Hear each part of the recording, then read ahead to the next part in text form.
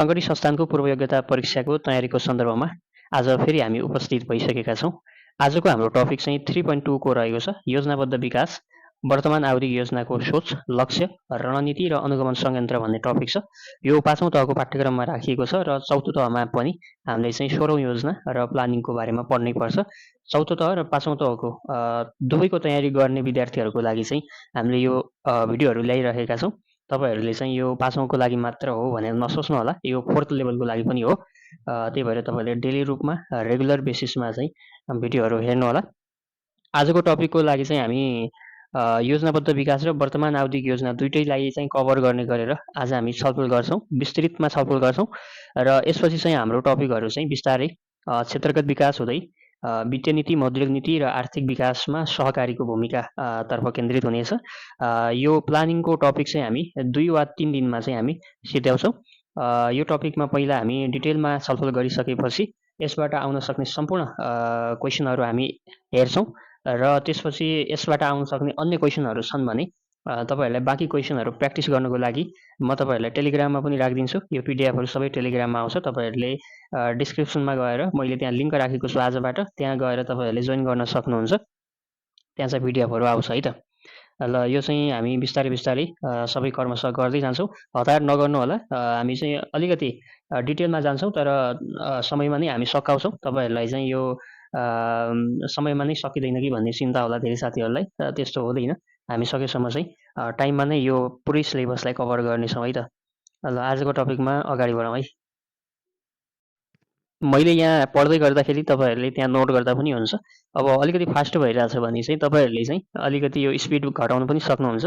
Speed घटाएर युट्युबमा speed घटाउन मिल्छ, तपाईँहरूलाई थाहा छ होला। स्पिड घटाएर पनि हेर्न सक्नुहुन्छ। अब 60 दिनमा चाहिँ सबै कुराहरू कभर गर्नुपर्ने भएकोले गर्दाखेरि तपाईँहरूलाई चाहिँ मैले यो सरसर्ती सबै कुराको जानकारी गराउनु पर्ने हुन्छ। सो यो स्पिड चाहिँ घट्दैन है, तपाईँहरूले चाहिँ घटाएर चाहिँ हेर्नु होला है त। ओके, र योजनाबद्ध विकासबाट नै जाउँ। सबैभन्दा पहिला चाहिँ योजना भनेको चाहिँ के बुझ्नुहुन्छ त?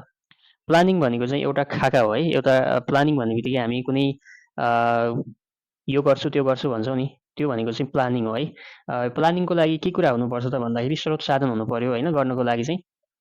त्यसपछि निश्चित समयावधि पनि हुनु पर्यो, त्यो भनेको प्लानिङ हो सामान्य भाषामा। अब देशमा उपलब्ध स्रोत साधनहरू जस्तै अब जल, जमिन, जङ्गल, जनशक्ति, पुँजी होइन, यसको चाहिँ अधिकतम उपयोग गरेर सर्टेन टाइमभित्र चाहिँ कुनै उद्देश्य अथवा लक्ष्यहरू हासिल गर्नको लागि तयार गरिएको एउटा खाकालाई चाहिँ योजनाबद्ध विकास अथवा योजना भनेर भनिन्छ। योजनाबद्ध विकास अथवा योजनालाई चाहिँ हामी आर्थिक विकासको एउटा मार्गचित्रको रूपमा पनि हामी लिने गर्दछौँ। र विश्वमा चाहिँ योजनाबद्ध विकासको इतिहास के कस्तो छ, अब केही डाटाहरू छ यसमा। अब विश्वमा योजनाबद्ध विकासको सुरुवात चाहिँ सोभियत सङ्घबाट भएको हो। सोभियत सङ्घलाई अहिले चाहिँ हामी रुस भनेर भन्छौँ होइन, रुसबाट चाहिँ भएको। सुरुवात गर्ने व्यक्ति को थिए? जोसेफ स्टालिन भन्ने व्यक्तिले चाहिँ विश्वमा योजनाबद्ध विकासको सुरुवात गर्नुभएको हो। पहिलो योजना चाहिँ विश्वमा 1928मा रुसले चाहिँ गोस प्लान भन्ने थियो एउटा। यो गोस प्लान नामक निकाय गठन गरेर चाहिँ पहिलो पञ्चवर्षीय योजना लागू गरेको थियो। यसलाई चाहिँ रुसी भाषामा चाहिँ प्याथलेट्का भनेर भनिन्छ है, प्याथलेक्का भनेर भनिन्छ। अब यो महत्त्वपूर्ण छ, सुरुवात गर्ने देश चाहिँ रुस हो, सुरुवात गर्ने व्यक्ति चाहिँ जोसेफ स्टालिन हुन्। पहिलो योजना चाहिँ 1928मा रुसले चाहिँ गोस प्लान नामक निकाय गठन गरेर पहिलो पञ्चवर्षीय योजना तर्जुमा गरिएको थियो। त्यस्तै पुँजीवादी राष्ट्रहरूमा सुरुवात भएको चाहिँ 1947मा फ्रान्सले चाहिँ मोनेट प्लान भन्ने त्यसबाट चाहिँ पुँजीवादी देशहरूमा योजनाहरूको सुरुवात गरेको देखिन्छ। अब एसियाली देशहरूमा चाहिँ एसियामा चाहिँ योजनाबद्ध विकासको सुरुवात चाहिँ 1950मा कोलम्बो प्लानबाट भएको मानिन्छ है, यो याद गर्नु होला, कोलम्बो प्लानबाट भएको मानिन्छ। दक्षिण एसियामा चाहिँ भारतले सन् 1951मा पहिलो पञ्चवर्षीय योजना सुरु गरेको थियो। योभन्दा अगाडि चाहिँ 1944मा भारतमा 8 जना उद्योगपतिले चाहिँ बम्बे प्लान भन्ने ल्याएका थिए। अब यसरी यो सामान्य जानकारीहरू चाहिँ हेर्नु होला है। अब नेपालमा चाहिँ के छ त अवस्था भन्दाखेरि नेपालमा योजनाबद्ध विकासको ऐतिहासिक पृष्ठभूमि कस्तो छ भन्दाखेरि अब यसको औपचारिक सुरुवात चाहिँ नेपालमा 2013बाट भएको हो, तर यसको पूर्व तयारी र प्रयास चाहिँ त्योभन्दा अगाडिदेखि नै भइसकेको थियो। जस्तै अब 1992मा चाहिँ तत्कालीन प्राइम मिनिस्टर जुद्ध शमशेरले कृषि र उद्योगको विकासका लागि चाहिँ 20 वर्षीय योजना घोषणा गरेका थिए, तर यो चाहिँ लागू भएन। त्यसैले उनलाई चाहिँ नेपालमा योजनाबद्ध विकासको अवधारणा ल्याउने पहिलो व्यक्ति पनि मानिन्छ है, यो याद गर्नु होला। त्यस्तै 2006 सालमा चाहिँ विक्रम सम्वत 2006 सालमा मन शमशेरको पालामा राष्ट्रिय आर्थिक योजना समिति गठन भयो र 15 वर्षीय योजनाको एउटा खाका कोरिएको थियो 2006मा। त्यस्तै 2012मा चाहिँ विक्रम सम्वत 2012मा राजा महेन्द्रले नेपालमा पहिलोपटक योजना तर्जुमा गर्नको लागि चाहिँ एउटा योजना मण्डल गठन गर्नु पर्यो भनेर योजना मण्डल चाहिँ गठन गर्नुभएको थियो। त्यस्तै विक्रम सम्वत 2013 असोजको 1 गते चाहिँ तत्कालीन प्रधानमन्त्री चाहिँ टङ्कप्रसाद आचार्यको पालामा नेपालको प्रथम पञ्चवर्षीय योजना कुन थियो त भन्दाखेरि 2013देखि 18सम्मको थियो। प्रथम पञ्चवर्षीय योजना चाहिँ लागू गरिएको थियो। यही दिनबाट चाहिँ औपचारिक रूपमा नेपालमा चाहिँ योजनाबद्ध विकासको सुरुवात भयो है। यो चाहिँ धेरै महत्त्वपूर्ण छ, यसलाई चाहिँ मेमोराइज गर्नुहोला। अब योजनाविहीन वर्षहरू भनेको चाहिँ हामी यसलाई अङ्ग्रेजीमा प्लान होलिडेज भन्छौँ होइन। प्लान होलिडेज भनेको चाहिँ योजना नभएका वर्षहरू अथवा ग्याप गरिएका वर्षहरू। नेपालमा चाहिँ जम्मा 3वटा प्लान होलिडेजहरू छन्, 2018 र 19। अब यो 2018 र 19मा चाहिँ पहिलो योजना सकिएपछि पञ्चायती व्यवस्था लागू भयो त्यो लगत्तै होइन, र राजनीतिक अस्थिरताको कारणले गर्दाखेरि 1 वर्षसम्म कुनै पनि योजनाहरू लागू भएको थिएन। त्यसपछि 2047-48 र 48-49को पनि 7औँ योजना सकिएपछि 46 सालको जनआन्दोलनबाट चाहिँ यो प्रजातन्त्रको पुनर्बहाली भयो र सङ्क्रमण कालका कारणले गर्दाखेरि 2 वर्ष कुनै पनि आवधिक योजनाहरू लागू भएन। वार्षिक बजेट मात्र आयो तर कुनै पनि प्लानिङहरू चाहिँ लागू हुन सकेन। त्यही भएर चाहिँ यो 3वटा आर्थिक वर्षमा चाहिँ यो चाहिँ प्लान होलिडे भनेर भनिन्छ। यो योजनाविहीन वर्षहरू थिए भनेर बुझ्नुपर्छ। त्यसै 4मा सोधेको छ भन्दा पनि 4मा चाहिँ अब नेपालका आवधिक योजनाहरू प्रथमदेखि लिएर 15औँ योजना, अहिले 16औँ योजनामा चाहिँ हामी अहिले छौँ, तर 15औँ योजनासम्म चाहिँ यसमा छलफल गरौँ। त्यसपछि हामी 16औँ योजनामा चाहिँ छुट्टै पढौँला। नेपालमा अहिलेसम्म चाहिँ 15वटा आवधिक योजनाहरू सम्पन्न भइसके। तीमध्ये 10वटा पञ्चवर्षीय आयोजनाहरू 5 वर्षे र 5वटा चाहिँ त्रिवर्षीय 3 वर्षीय योजनाहरू रहेका छन् है। धेरै नै छिटो भइरहेछ कि क्या है। तपाईँहरूले चाहिँ यो युट्युबमा चाहिँ स्पिड चाहिँ अलिकति कम गरेर हेर्न सक्नुहुन्छ है। यो धेरै कस्तो छ भन्दाखेरि धेरै छ क्या, मतलब एकदमै धेरै भास्ट छ होइन, एकदम धेरै व्याख्या गर्नुपर्ने छ, एकदमै धेरै छ पाठ्यक्रम चाहिँ। त्यही भएर चाहिँ मैले यो पिडिएफमा राख्दाखेरि पनि जे कुराहरू चाहिने हो त्यो कुरा मात्रै राखेको छु, नत्र भने त यो धेरै डिटेलमा पढ्नु पऱ्यो भने त फेरि 1 वर्ष जति लाग्छ है, 1-2 वर्ष जति लाग्छ। यो पुरै पढ्नु पऱ्यो पाठ्यक्रम भनेपछि धेरै लाग्छ। त्यही भएर यो चाहिने कुरा मात्रै यसमा राखेको छ। त्यही भएर तपाईँहरूले चाहिँ स्पिड घटाएर मजाले हेर्नु होला, नोट गर्नु होला, त्यसरी पढ्नु होला है त। ओके, नेपालका आवधिक योजनाहरू प्रथमदेखि 15औँ योजनासम्म हामी छोटकरीमा संक्षिप्तमा बुझौँ। यसबाट तपाईँहरूलाई के क्वेसनहरू कहिलेकाहीँ सोधिन सक्छ। अब नेपालमा चाहिँ त्रिवर्षीय योजनाहरू कुन कुन हुन् भनेर सोध्यो भने चाहिँ दोस्रो, 11औँ, 12औँ, 13औँ र 14औँ योजनाहरू चाहिँ नेपालमा त्रिवर्षीय योजनाहरू हुन्, 3 वर्षका योजनाहरू। बाँकी सबै चाहिँ के हुन् त पञ्चवर्षीय योजनाहरू हुन्। यसरी बुझ्नु होला। अब प्रथम पञ्चवर्षीय योजनाको बारेमा अलिकति केही कुरा बुझ्नुहोस्। यसको प्राथमिकता के थियो भन्दाखेरि कृषि, यातायात र सञ्चार, सबैभन्दा बढी बजेट यातायात र सञ्चारमा छुट्याएको थियो। यसको कुल बजेट सोध्यो भने चाहिँ तपाईँहरूले 33 करोड भनेर लेख्नु होला। वैदेशिक सहयोग चाहिँ लिन थालेको थियो है। प्रथम पञ्चवर्षीय योजनाबाट चाहिँ नेपालले वैदेशिक सहयोग चाहिँ लिन थालेको थियो। यो वैदेशिक सहयोगको बारेमा हामीले माथि अर्को टपिकमा पढिसकेका छौँ। कुनै स्पष्ट आर्थिक वृद्धि दर थिएन यसमा, अन्य लक्ष्यहरू राखेको थिएन। बजेट खर्च गर्ने मात्र एउटा उद्देश्य राखेको थियो है। यो प्रथम पञ्चवर्षीय आयोजनाको बारेमा चाहिँ यति कुराहरू चाहिँ मेमोराइज गर्नु होला। अब यसपछिका तपाईँहरूले संक्षिप्तमा हेर्नुभयो भने ठिकै हुन्छ होइन, तर एक्जामको दृष्टिकोणले यिनै बुदाहरू महत्त्वपूर्ण छन्। जस्तै अब दोस्रो त्रिवर्षीय योजनामा नेपालको पहिलो त्रिवर्षीय योजना थियो यो चाहिँ, र यसमा चाहिँ तयारी योजना मानिन्छ यसलाई चाहिँ, किनकि तथ्याङ्क सङ्कलनमा यसले चाहिँ जोड दिएको थियो। देशव्यापी रूपमा जनगणना र कृषि गणना गरिएको पनि यही दोस्रो त्रिवर्षीय योजनाबाट हो। तेस्रो पञ्चवर्षीय योजना चाहिँ पहिलोपटक स्थानीय विकासको अवधारणा ल्याएको थियो यसले। त्यस्तै 15 वर्षमा राष्ट्रिय आम्दानीलाई डबल बनाउने दीर्घकालीन लक्ष्य पनि यो तेस्रो पञ्चवर्षीय योजनाले लिएको थियो। त्यस्तै चौथो पञ्चवर्षीय योजनामा चाहिँ डाक्टर हर्क गुरुङको पहलमा नेपालमा पहिलोपटक क्षेत्रीय विकासको अवधारणा, यो रिजनल डेभलपमेन्ट कन्सेप्ट चाहिँ लागू भएको कहिले हो भनेर सोध्यो भने चौथो पञ्चवर्षीय योजनाबाट हो। त्यस्तै नेपाललाई 4 विकास क्षेत्रमा कहिले विभाजन गरियो भनेर सोध्यो भने चौथो पञ्चवर्षीय योजना। गरिबी निवारणको विषयले पहिलोपटक आयोजनामा प्रवेश पाएको पनि चौथो पञ्चवर्षीय योजनाबाट चाहिँ हो भनेर तपाईँहरूले बुझ्नु पऱ्यो। त्यस्तै 5औँ पञ्चवर्षीय योजनामा यो चाहिँ 32 देखि 37 सम्मको अधिकतम उत्पादन, रोजगारीमा वृद्धि र शोषण रहित समाजको निर्माण गर्ने यसले उद्देश्य राखेको थियो। त्यस्तै न्यूनतम र अधिकतम गरी 2 प्रकारले रकम विनियोजन गरिएको थियो, व्यापारमा विविधीकरण गरिएको थियो। यसबाट खासै इम्पोर्टेन्ट छैन है। 6औँ पञ्चवर्षीय योजनामा हेर्नुहुन्छ भने पहिलोपटक विकासमा महिला सहभागिता, यो महत्त्वपूर्ण छ। वुमेन इन डेभलपमेन्टको अवधारणा चाहिँ 6औँ पञ्चवर्षीय योजनाले चाहिँ समावेश गरेको थियो। त्यस्तै वातावरण संरक्षण र भू संरक्षणको अवधारणा चाहिँ कुन पञ्चवर्षीय योजनाबाट हो भने छैटौँ पञ्चवर्षीय योजनाबाट चाहिँ सुरु भएको मानिन्छ।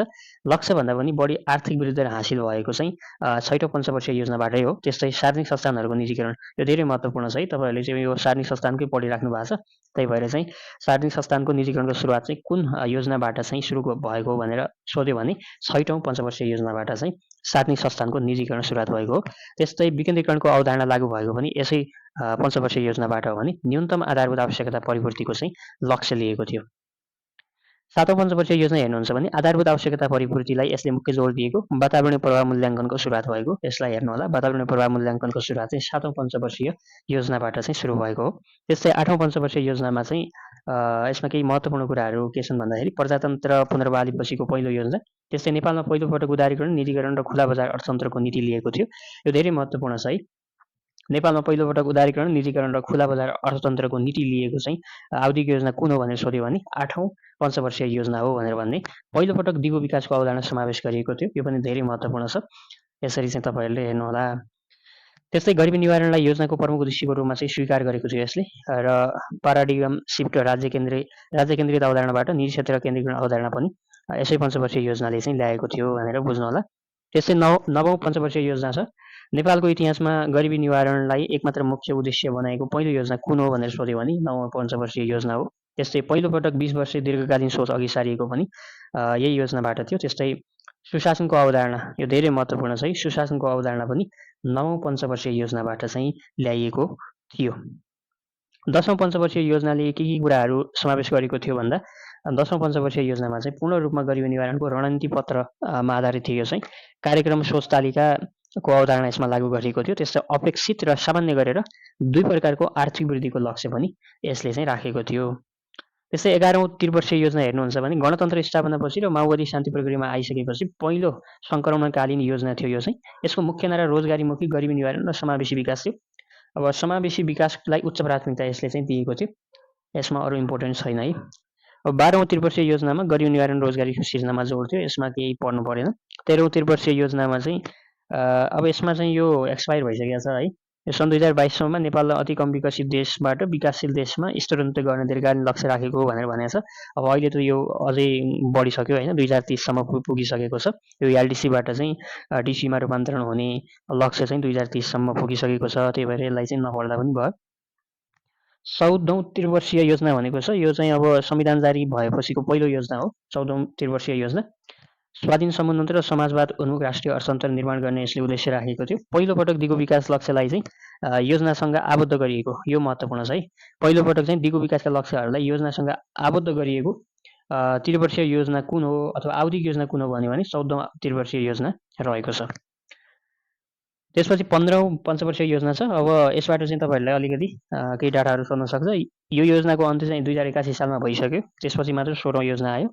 यसले चाहिँ 2100सम्म नेपाललाई उच्च आय भएको विकसित मुलुक बनाउने लक्ष्य राखेको थियो। यो 25 वर्षीय दीर्घकालीन सोच समृद्ध नेपाल सुखी नेपाली भनेर चाहिँ यसले चाहिँ तय गरेको थियो दीर्घकालीन सोचमा। त्यस्तै रूपान्तरणकारी आयोजनाको अवधारणा पनि यसैले चाहिँ लागू गरेको थियो है त। अब संस्थागत व्यवस्थाहरूको बारेमा पनि योजना सम्बन्धी केही पढ्दाखेरि राम्रो हुन्छ। जस्तै अब राष्ट्रिय योजना आयोग नेपालमा आवधिक योजना तर्जुमा गर्ने, अनुगमन गर्ने र मूल्याङ्कन गर्ने सर्वोच्च निकाय राष्ट्रिय योजना आयोगले मानिन्छ। अब राष्ट्रिय योजना आयोगको स्थापना चाहिँ यो 2012मा योजना मण्डल, त्यस्तै 2017मा राष्ट्रिय योजना परिषद हुँदै 2025 सालमा चाहिँ यसको स्थापना भयो र यसको अध्यक्ष चाहिँ को हुन्छ भनेर सोध्यो भने प्रधानमन्त्री हुन्छ। उपाध्यक्ष एकजना हुन्छ प्रधानमन्त्रीबाट नियुक्त, पूर्णकालीन प्रशासकीय प्रमुख हुन्छ। अब यसमा सदस्यहरू बढीमा 6 जना प्रधानमन्त्रीबाट नियुक्त हुन्छन्। अब सदस्यहरू चाहिँ मुख्य सचिव र अर्थ सचिव, त्यस्तै सदस्य सचिव चाहिँ नेपाल सरकारको सचिव। राष्ट्रिय योजना आयोगको एक सल्लाहकार निकाय हो। यसलाई चाहिँ कार्यकारी अधिकार चाहिँ हुँदैन है। ल अब यसमा केही महत्त्वपूर्ण कुराहरू छन्, यो हेर्नु होला। नेपालमा योजनाबद्ध विकासको औपचारिक सुरुवात, यो चाहिँ आउन सक्ने किसिमका क्वेसनहरू यसमा राखेको छ। नेपालमा योजनाबद्ध विकासको सुरुवात चाहिँ 2013 असोजको 1 गतेबाट भयो। गरिबी निवारणलाई एकमात्र उद्देश्य बनाएको योजना चाहिँ 9औँ योजना हो। त्यस्तै क्षेत्र विकासको अवधारणा सुरु भएको योजना 14औँ योजना हो, चौथो योजना हो। विकासमा महिला सहभागिता तथा वातावरण भू संरक्षणको अवधारणा चाहिँ 6औँ योजनाले ल्यायो। त्यस्तै दिगो विकासको अवधारणा चाहिँ 8औँ योजनाबाट आयो। त्रिवर्षीय योजनाहरू भनेको चाहिँ दोस्रो, 11औँ, 12औँ, 13औँ र 14औँ गरेर यो 5वटा चाहिँ योजनाहरू त्रिवर्षीय योजनाहरू छन्। त्यस्तै योजनाविहीन वर्षहरू सोध्यो भने 3वटा छन्। राष्ट्रिय योजना आयोगको अध्यक्ष चाहिँ प्रधानमन्त्री हुने व्यवस्था रहेको छ भनेर चाहिँ हामीले यसरी योजनाबद्ध विकासको बारेमा चाहिँ छलफल गऱ्यौँ। अब हामी चाहिँ यसमा चाहिँ अलिकति 16औं योजनाको बारेमा पनि केही छलफल गरौँ। अब 16औं योजनाको बेसिक कुराहरू र यसको इन्डिकेटरहरू चाहिँ के छ, के कस्तो छ त्यसको बारेमा हामी छलफल गरौँ र त्यसपछि चाहिँ हामी मल्टिपल चोइस क्वेसनहरू चाहिँ प्र्याक्टिस गरौँला है त। ओके, अब यो 16औं योजना पढ्दाखेरि चाहिँ तपाईँहरूले यसको लक्ष्यहरू र इन्डिकेटरहरूमा ध्यान दिनु होला। यसमा चाहिँ अब पाठ्यक्रममा चाहिँ तपाईँहरूको के भनेको छ भने यो अनुगमनका संयन्त्रहरू पनि पढ्नुहोस् भनेको छ होइन। यसको बारेमा पनि हामी छलफल गर्छौँ। तर त्योभन्दा अगाडि चाहिँ पहिला हामी यो 16औं योजनाको आधारभूत कुराहरूमा अलिकति छलफल गर्छौँ। यो पढ्नको लागि चाहिँ तपाईँहरूलाई म पिडिएफ राखिदिइहाल्छु होइन। यो टपिक सकिने बित्तिकै टेलिग्राममा पिडिएफहरू आइहाल्छ, तपाईँहरूले त्यसको चिन्ता नगर्नु होला होइन। ल, अब यसको संक्षिप्त परिचय के छ भन्दाखेरि 16औं योजना नाम त थाहा नै छ। अब यसको समय अवधि भनेको 5 वर्षको हो। 81 सालमा यो चाहिँ लागू भएको हो। 5 वर्ष भनेपछि 2085-86 सम्म चाहिँ यसको चाहिँ अवधि हुन्छ। अब यसलाई चाहिँ नेपाल सरकार राष्ट्रिय योजना आयोगले तयार गरेको हो। राष्ट्रिय योजना आयोग 2081ले चाहिँ यसलाई प्रकाशन गर्यो। अब यसको पृष्ठभूमिमा नेपालको संविधान, दीर्घकालीन सोच 2115औं योजनाको समीक्षा, दिगो विकासका लक्ष्य, विकासशील राष्ट्रमा स्तरोन्नति तथा सङ्घीय शासन प्रणालीको कार्यान्वयन अनुभवलाई आधार मानेर चाहिँ यो योजना चाहिँ तर्जुमा गरिएको छ। अब दीर्घकालीन सोचसँगको सम्बन्ध हेर्ने हो भने समृद्ध नेपाल सुखी नेपालीको दीर्घकालीन राष्ट्रिय आकाङ्क्षालाई चाहिँ निरन्तरता दिँदै सुशासन, सामाजिक न्याय र समृद्धिलाई चाहिँ यसले केन्द्रमा राखेको छ।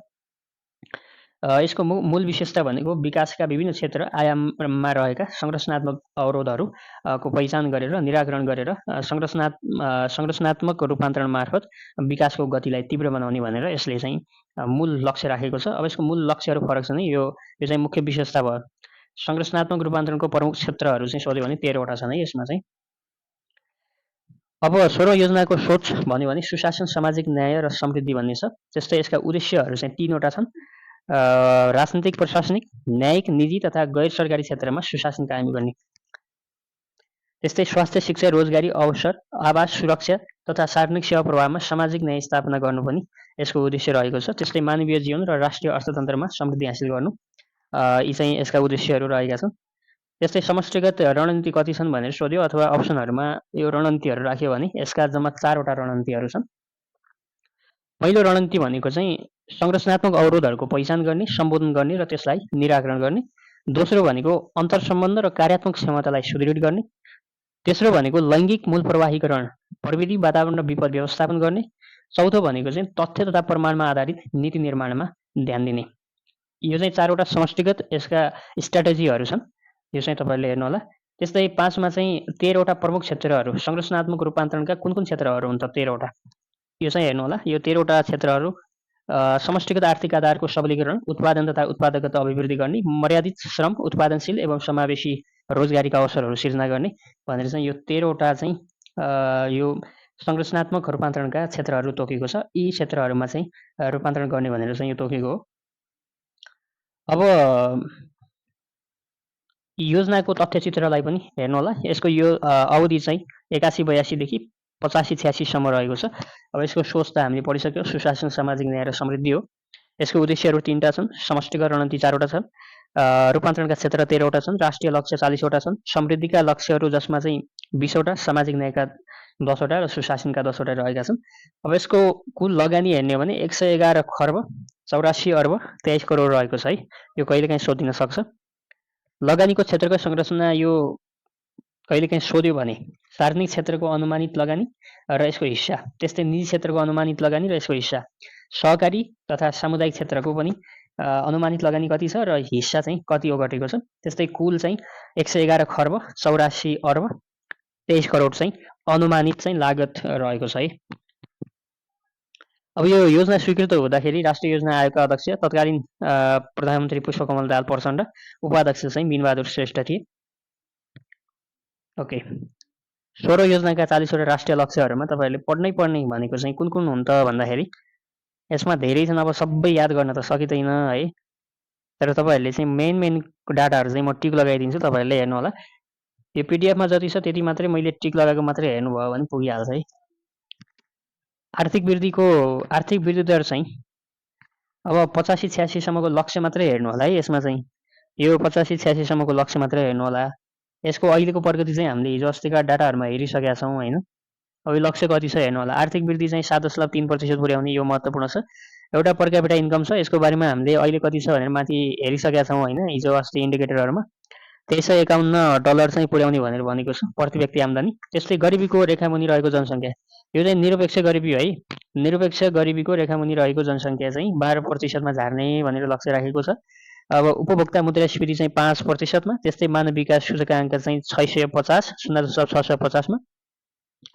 त्यस्तै अरू यसमा महत्त्वपूर्ण भनेको चाहिँ साक्षरताको दर हो, 8 नम्बरमा छ। साक्षरताको दर जुन चाहिँ 5 वर्ष माथिको हो, यो चाहिँ 85% पुर्याउने भन्ने लक्ष्य छ। त्यस्तै अपेक्षित आयु हेर्नुहुन्छ भने 73 वर्ष पुर्याउने भनेर चाहिँ लक्ष्य राखेको छ। त्यस्तै अरू सोध्ने भनेको यसमा यो 12 नम्बरमा बेरोजगारीको दर भन्ने छ, यो चाहिँ 5%मा झार्ने भनेर लक्ष्य राखेको छ। यो चाहिँ इम्पोर्टेन्ट छ है। त्यस्तै तपाईँको अरू महत्त्वपूर्ण भनेको बैङ्कता वित्तीय संस्थामा पहुँच पुगेको परिवार, यो पनि सोध्न सक्छ। यो 85% पुर्याउने भनेको छ। त्यस्तै विद्युत उत्पादन र सडक घनत्व नहेर्दा पनि हुन्छ। विद्युत उत्पादन चाहिँ हेर्नु होला। विद्युत उत्पादन चाहिँ 11,769 मेगावाट चाहिँ विद्युत उत्पादन पुर्याउने भन्ने लक्ष्य राखेको छ। त्यस्तै प्रति व्यक्ति विद्युत उपभोग चाहिँ 700 किलोवाट घन्टा भनेको छ। त्यस्तै विद्युतमा पहुँच पुगेको जनसङ्ख्या महत्त्वपूर्ण छ, यो चाहिँ 7% पुर्याउने लक्ष्य राखेको छ। त्यस्तै इन्टरनेटमा पहुँच पुगेको जनसङ्ख्या चाहिँ 90% भनेर चाहिँ लक्ष्य राखेको छ, यो पनि हेर्नु होला। त्यस्तै सामाजिक न्यायका राष्ट्रिय लक्ष्यहरूमा महत्त्वपूर्ण पर्ने लक्ष्यहरू भनेको चाहिँ यसमा खासै त्यस्तो त छैन होइन। तपाईँले यो लैङ्गिक विकास सूचकाङ्क हेर्नु होला। लैङ्गिक विकास सूचकाङ्क चाहिँ 0.967 भनेको छ, 967। त्यस्तै तपाईँहरूको यसमा चाहिँ उपभोगमा आधारित यो गिनिस गुणक चाहिँ नहेर्दा पनि हुन्छ है। यो चाहिँ यसलाई छोडिदिँदा पनि भयो। यसमा खासै इम्पोर्टेन्ट जस्तो चाहिँ मलाई लाग्दैन है। तपाईँलाई लाग्छ भने पढ्नु होला। सुशासनका राष्ट्रिय लक्ष्यहरू 10वटा छन्। अब यसमा पनि अब यो विधिको शासन हेर्नु होला। एउटा विधिको शासन सूचकाङ्क चाहिँ 0.80 पुर्याउने लक्ष्य छ। त्यस्तै भ्रष्टाचार न्यूनीकरणको अनुभूति सूचकाङ्क चाहिँ 43 पुर्याउने लक्ष्य छ। विद्युतीय सरकार विकास सूचकाङ्क चाहिँ 0.600 सूचकाङ्क। त्यस्तै निर्वाचनमा मतदाताको सहभागिता चाहिँ 85% पुर्याउने लक्ष्य राखेको छ, यो महत्त्वपूर्ण छ। त्यस्तै बेरोजु हेर्नुहुन्छ भने बेरोजु चाहिँ 5%मा झार्ने भनेको छ। अब यसलाई पनि हेर्नु होला। राष्ट्रिय परिचय पत्र नम्बर प्राप्त गरेका नेपाली नागरिकको सङ्ख्या चाहिँ 90% पुर्याउने भनेको छ, यसलाई पनि हेर्नु होला। ल यसमा पनि यो महत्त्वपूर्ण छ है। अब यो जन्म दर्ता पनि हेर्दा हुन्छ है, यो चाहिँ 100% पुर्याउने भनेर राखिएको छ। अब क्षेत्रगत आर्थिक वृद्धि दरको लक्ष्य हेर्ने हो भने क्षेत्रगत आर्थिक वृद्धि के कति छ अहिले, क्षेत्रगत योगदानहरू त्यो हामीले पढिसकेका छौँ होइन। प्राथमिक क्षेत्रको वृद्धि दरको लक्ष्य हेर्ने हो भने यो चाहिँ 4.3% छ है, एउटा महत्त्वपूर्ण। अर्को भनेको यो यसैभित्रको अब कृषि वन मत्स्य पालन 4.1% छ होइन, यो चाहिँ महत्त्वपूर्ण छ। त्यस्तै अर्को महत्त्वपूर्ण भनेको यो सेवा क्षेत्रको चाहिँ 7.2% चाहिँ वृद्धि दरको लक्ष्य राखेको छ। त्यस्तै शिक्षा क्षेत्रमा चाहिँ 5.3% को लक्ष्य छ, यसलाई पनि हेर्नु होला। अरू चाहिँ यसमा खास महत्त्वपूर्ण छैन है। ल क्षेत्रगत तथा अन्य प्रमुख परिमाणात्मक लक्ष्यहरू छन्। यसमा चाहिँ अब वार्षिक पर्यटन आगमनको सङ्ख्या चाहिँ 25 लाख भनेको छ, यो लक्ष्य राखेको छ। त्यस्तै पर्यटकको औसत बसाइ चाहिँ 15 दिन भनेर राखेको छ, यसलाई हेर्नु होला। त्यस्तै प्रति पर्यटक प्रतिदिन औसत खर्च चाहिँ $85 अमेरिकी भनेको छ, यसलाई पनि हेर्नुहोस्। जिडिपीमा पर्यटन क्षेत्रको योगदान चाहिँ 7% चाहिँ पुर्याउने भनेर लक्ष्य राखेको छ, यसलाई पनि हेर्नु होला। अब द्विपक्षीय हवाई सम्झौता भएका मुलुकहरू 48 पुर्याउने भनेको छ। जिडिपीमा उत्पादनमूलक उद्योगको योगदान 5.4 पुर्याउने लक्ष्य राखेको छ, यसलाई पनि हेर्नुहोस् है। अरू यसमा चाहिँ यो महत्त्वपूर्ण छ है। योजनाको अन्त्यसम्मको औसत आर्थिक वृद्धि दर चाहिँ 7.1% पुर्याउने लक्ष्य राखेको छ। कृषि क्षेत्रको चाहिँ हामीले माथि हेरिसकेका छौँ, यसलाई पनि हेर्नु होला। अब योजनाको अन्त्यसम्म जिडिपीमा कृषि क्षेत्रको योगदान सोध्यो भने चाहिँ 21% योगदान भनेको छ, यो चाहिँ पुगिसकेको छ है। यो चाहिँ पुरा भइसकेका लक्ष्यहरू जस्ता छन्। ल यसमा चाहिँ यो इम्पोर्टेन्ट छ। त्यस्तै प्रति व्यक्ति कुल राष्ट्रिय उत्पादन औसतमा चाहिँ 2319 अमेरिकी डलर पुर्याउने भनेको छ। प्रति व्यक्ति आम्दानी चाहिँ 2351, यो माथिकै छ है। ल यसमा यति कुराहरू चाहिँ तपाईँहरूले हेर्नुहोला, यो सबै माथिकै छ है, दोहोरिएको रहेछ सायद। ल हामी चाहिँ अब यो कार्यान्वयनको संयन्त्रहरूमा जाउँ है। यो महत्त्वपूर्ण छ, 5औँ तहको लागि चाहिँ यो संयन्त्रहरू राखेको छ। अब योजना कार्यान्वयनको अवस्था व्यवस्था हेर्ने हो भने यो पढ्नु होला तपाईँहरूले, यो खासै महत्त्वपूर्ण छैन। अनुगमन तथा मूल्याङ्कन संयन्त्र भन्यो भने जब राष्ट्रिय योजना आयोगले समग्र योजनाको प्रगति समीक्षा, समन्वय, अनुगमन, मूल्याङ्कन र पृष्ठपोषण गर्छ। त्यस्तै विषयगत मन्त्रालयहरूको बारेमा अलिकति पढ्ने, प्रधानमन्त्री तथा मन्त्री परिषद कार्यालय भयो, त्यस्तै प्रदेश स्थानीय सरकारका क्षेत्राधिकारहरू भयो, यी चाहिँ अनुगमन र मूल्याङ्कनका संयन्त्रहरू हुन्। तर मेन पढ्नुपर्ने भनेको चाहिँ तपाईँहरूको यो योजनाको अनुगमन र मूल्याङ्कन संयन्त्र भनेर यहाँनिर छुट्टै राखिदिएको छु। यति पढ्नुभयो भने यो चाहिँ एमसिक्यूको लागि चाहिँ इनफ हुन्छ है। अब संस्थागत संयन्त्रहरू भनेको छ। संस्थागत संयन्त्रहरूमा चाहिँ सबैभन्दा पहिला चाहिँ अब यो योजनाको नियमन गर्नुको लागि यसको चाहिँ नियमनकारी निकाय भनेको राष्ट्रिय योजना आयोग हो। आयोगमा चाहिँ यसका लागि छुट्टै एउटा अनुगमन र मूल्याङ्कन शाखा रहेको हुन्छ। त्यस्तै राष्ट्रिय विकास समस्या समाधान समिति भन्ने चाहिँ एउटा, यसको अध्यक्ष चाहिँ प्रधानमन्त्री हुन्छ। यसको बैठकमा चाहिँ सामान्यतया चौमासिक रूपमा चाहिँ बस्ने व्यवस्था छ। मन्त्रालय स्तरबाट समाधान हुन नसकेका नीतिगत र अन्तर्निकाय समन्वयका समस्याहरू चाहिँ यो समितिले समाधान गर्ने गर्छ। त्यस्तै मन्त्रालय स्तरीय विकास समस्या समाधान समिति पनि छ। यसको अध्यक्ष सम्बन्धित मन्त्रालयको मन्त्री वा राज्य मन्त्री हुन्छ। यसको बैठक चाहिँ सामान्यतया प्रत्येक 2 महिनामा बस्ने गर्छ। त्यस्तै प्रदेश स्तरमा चाहिँ प्रदेश नीति तथा योजना आयोगको उपाध्यक्षको संयोजकत्वमा प्रदेश स्तरीय अनुगमन संयन्त्र र मुख्यमन्त्रीको अध्यक्षतामा चाहिँ यो प्रदेश विकास समस्या समाधान समिति चाहिँ रहने व्यवस्था गरेको छ है। यो चाहिँ संस्थागत संयन्त्रहरू भए। त्यस्तै अब कानुनी र नीतिगत आधारहरू अथवा संयन्त्रहरू भन्यो भने नेपाल सरकारले विकास योजनाहरूलाई समयमै सम्पन्न गर्न र पदाधिकारीलाई चाहिँ जिम्मेवार बनाउनको लागि हालै भनेको अब यो 83 साल छ होइन, 3 वर्ष अगाडि अनुगमन तथा मूल्याङ्कन ऐन 2080 जारी गरेको थियो। यो ऐन चाहिँ चैत्र 16 गते चाहिँ प्रमाणीकरण भएको हो। आयोजनाहरूको अनुगमनलाई एकरूपता दिनको लागि राष्ट्रिय योजना आयोगले चाहिँ दिग्दर्शनहरू पनि जारी गरेको छ है। यो चाहिँ कानुनी संयन्त्र भयो। त्यस्तै सूचना प्रणाली तथा प्राविधिक संयन्त्र भनेको छ। यसमा चाहिँ अब पिपिआइएस छ, यो प्रोजेक्ट पर्फर्मेन्स इन्फर्मेसन सिस्टम। आयोजना अनुगमन सूचना प्रणाली भन्यो भने चाहिँ यसलाई चाहिँ यो राष्ट्रिय योजना आयोगले चाहिँ सञ्चालन गर्छ। यसमा आयोजनाको भौतिक र वित्तीय प्रगतिको चाहिँ अनलाइन चाहिँ पोस्टिङ हुने गर्छ है। त्यस्तै एलएमबिआइएस भन्ने सुन्नु भएको छ होला, line ministry budget information system. यसलाई नेपालीमा मन्त्रालयगत बजेट सूचना प्रणाली भनिन्छ।